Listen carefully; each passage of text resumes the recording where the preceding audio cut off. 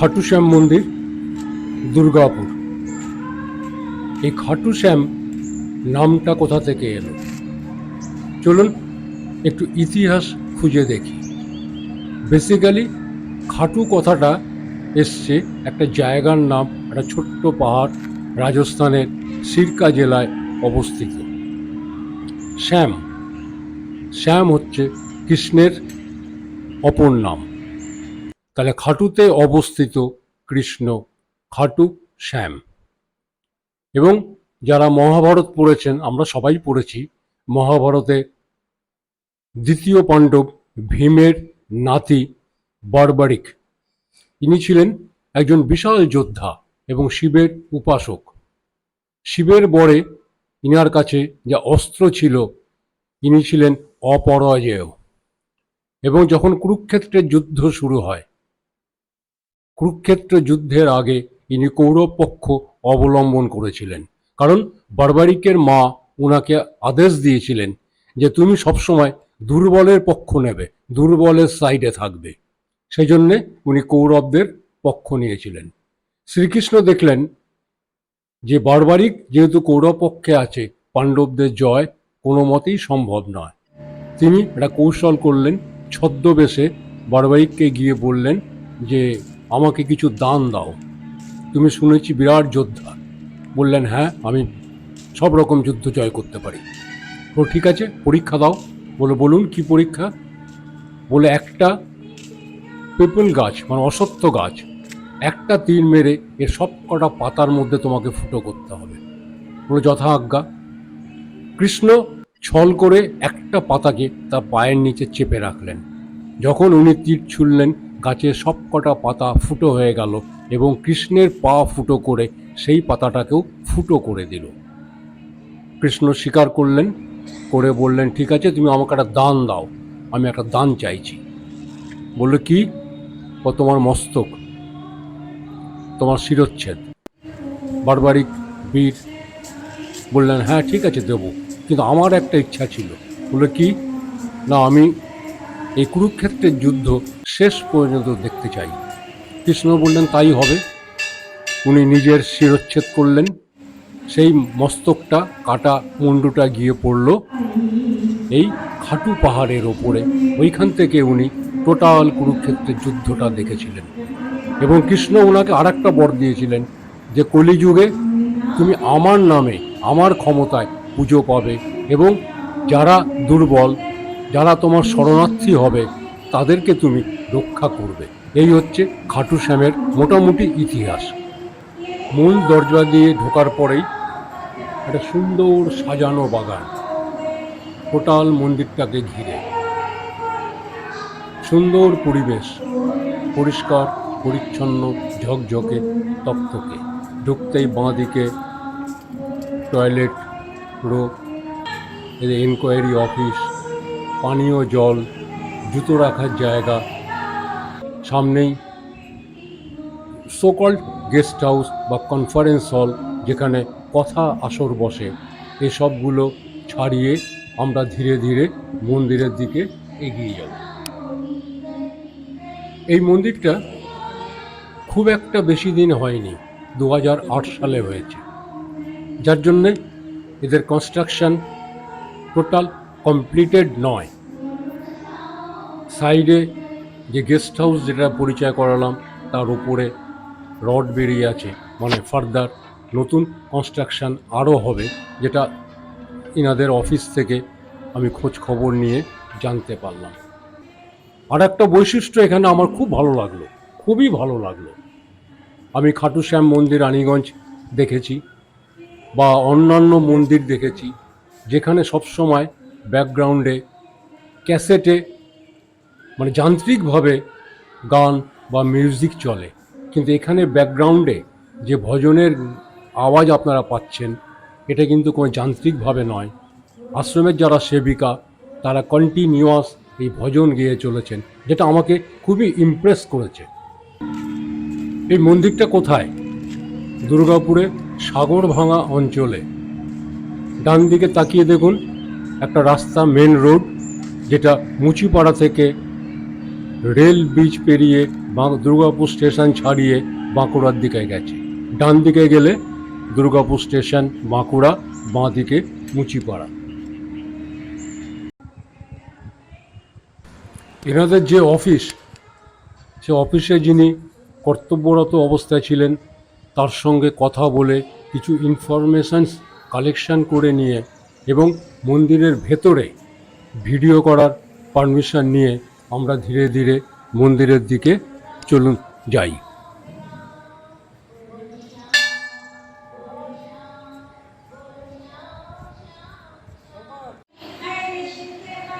মন্দিরটা খুব সুন্দর ডেকোরেটিভ, সারা মন্দিরের গায়ে অপূর্ব কাজ করা, সবটাই রাজস্থানী শৈলীর উপরে এই ডিজাইনগুলো করা আছে। জয় বাবা খাটু শ্যামজি, তুমি দীনজন আর্তজনে রক্ষা করো, এটাই আমাদের প্রার্থনা।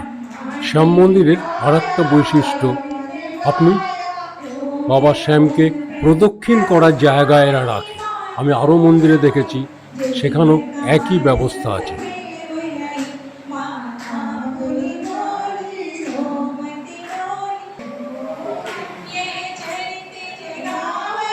মন্দিরের ওপর থেকে মূল তোরণ এবং বাগানের দৃশ্য অপূর্ব লাগছে দেখতে, অপূর্ব।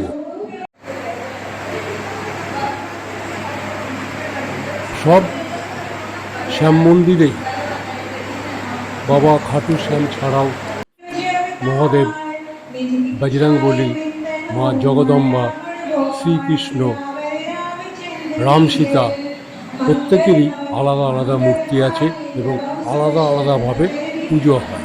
এখানেও তার কোনো ব্যতিক্রম নেই।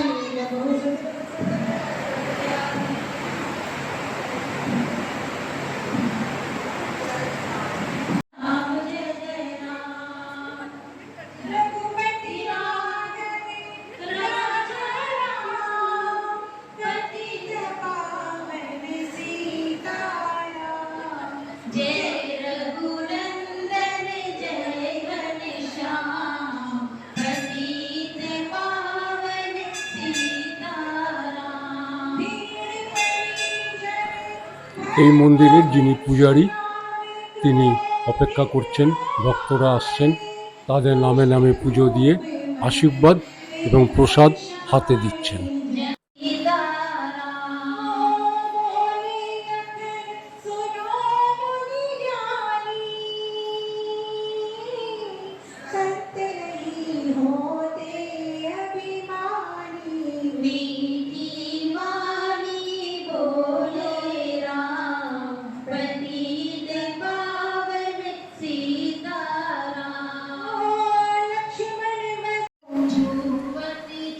ओम नमः शिवाय।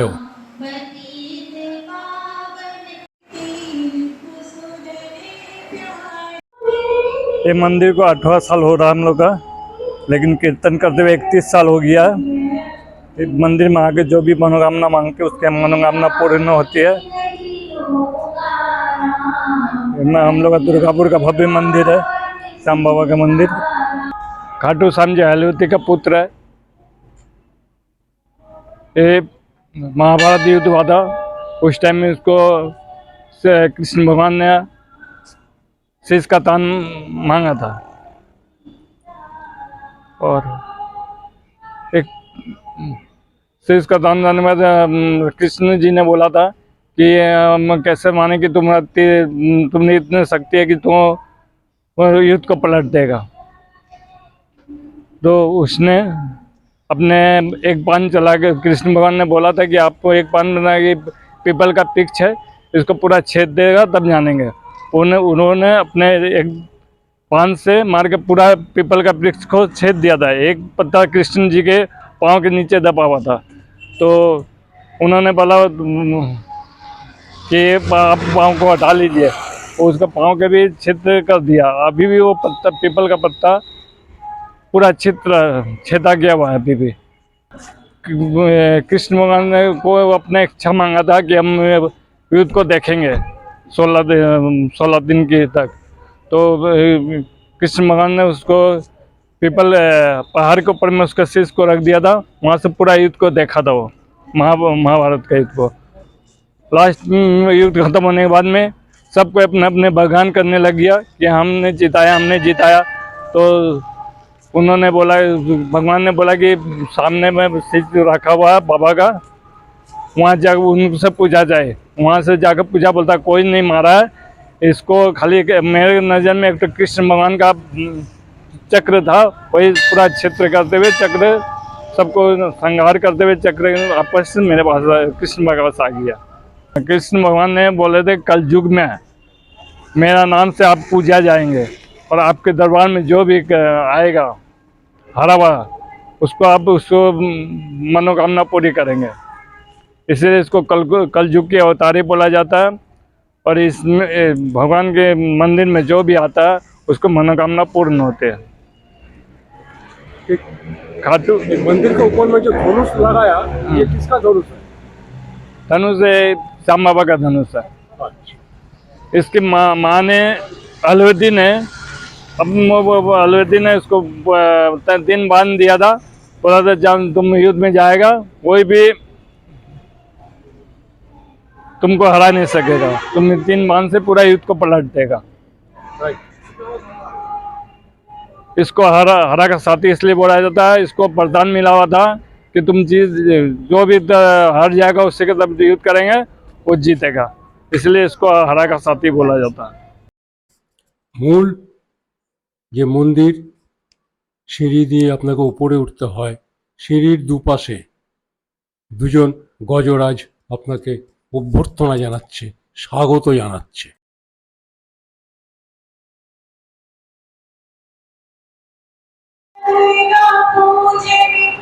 যেটা শুরুতেও একবার বলেছিলাম, আবার রিপিট করছি, আমরা মন্দিরে পৌঁছেছিলাম প্রায় 5:10। আমরা এসে থেকে দেখেছি এই সাধিকারা এরা সমানে ভজন গান গিয়ে চলেছেন। মূলত 3 জন, বাকিরা সাথ দিচ্ছেন। কন্টিনিউয়াস উইদাউট ব্রেক এরা ভজন গেয়েই চলেছে। এবার ভক্তরা আসছেন, বাবাকে প্রণাম করছেন, প্রদক্ষিণ করছেন, প্রসাদ নিচ্ছেন, বসে আছেন সন্ধ্যা আরতি দেখার জন্য। আমরাও অপেক্ষা করছি সন্ধ্যা আরতি দেখার জন্য।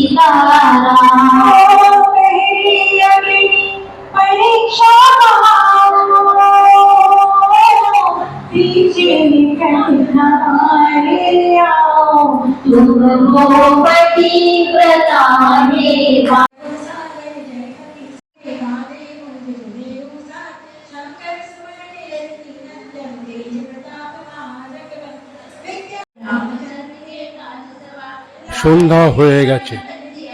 ঠিক সন্ধ্যা 6:30 শুরু হচ্ছে সন্ধ্যা আরতি।